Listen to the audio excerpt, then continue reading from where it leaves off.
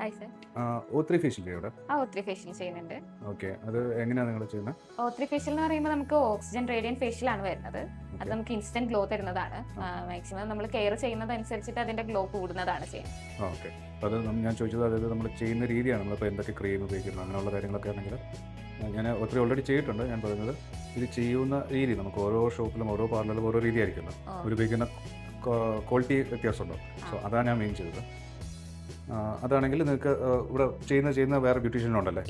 Okay, partnership എന്നുള്ളൊരു ഇത് തുടങ്ങിയിട്ട് എത്ര നാളായി? ഇതിപ്പോ നമുക്ക് 8ാമത്തെ ബ്രാഞ്ചാണ് ഇവിടെ തുടങ്ങിയിരിക്കുന്നത്. ഇതിപ്പോ തുടങ്ങിയിട്ട് ഒരു 1 month ആയിട്ടുണ്ട്. April 16 നമ്മൾ ഇനാഗുറേഷൻ സ്റ്റാർട്ട് ചെയ്തിട്ടുണ്ടായിരുന്നത്. നമുക്ക് ഇതിന്റെ ഹെഡ് ഓഫീസ് വരുന്നത് കൊപ്പം ആണ്. അത് നമുക്കൊരു 2020 സ്റ്റാർട്ട് ചെയ്തതാണ്. 2020 സ്റ്റാർട്ട് ചെയ്ത് 8 ബ്രാഞ്ചസ് ഉണ്ട്. എറണാകുളമാണ് ഹെഡ് ഓഫീസ്. എറണാകുളം അല്ല, കൊപ്പമാണ് ഹെഡ് ഓഫീസ്. Okay, fine. എന്ത് കൈൻഡ് ഓഫ് ഫേഷ്യൽ ആണോ, ഹെയർ കട്ട് ആണോ, അല്ലെങ്കിൽ ഹെയർ സ്ട്രൈറ്റനിങ് ആണോ, എന്താണ് എൻക്വയറി? അത്യാവശ്യം എല്ലാത്തിന്റെ എൻക്വയറീസ് വരുന്നുണ്ട്.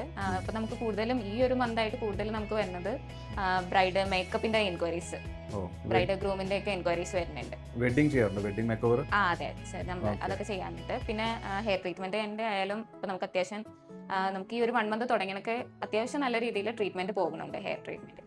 ഇപ്പോൾ ഞാൻ ചോദിക്കുന്നത് വെഡിങ് അല്ലാണ്ട് നമുക്കിപ്പോൾ ഒരു കസ്റ്റമർ വരണം, എൻ്റെ വീട്ടിലൊന്ന് വരാമോ, എനിക്ക് കൺവീനിയൻറ്റ് അല്ല ഇവിടെ ഒന്ന് ഷോപ്പിലൊന്നും ചെയ്യാണ്ട് എനിക്ക് ടൈം കുറവാണ് എന്ന് പറയുമ്പോൾ അവിടെ ചെന്ന് ചെയ്യുന്ന ആൾക്കാർ നമുക്ക് അങ്ങനെ വേണമെങ്കിൽ നമ്മൾ ചെയ്തു കൊടുക്കുന്നുണ്ട്.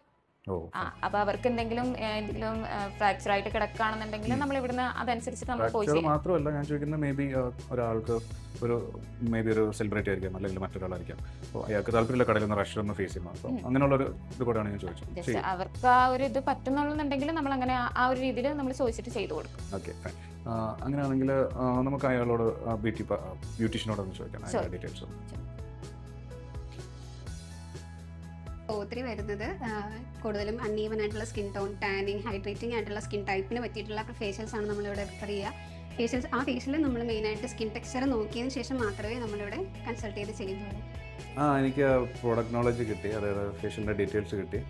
എനിക്കൊന്ന് ലൊക്കേഷൻ എന്ന് പറയാം, ഇത് എവിടെയാണ് വരുന്നത്? ചേർത്തലയിൽ.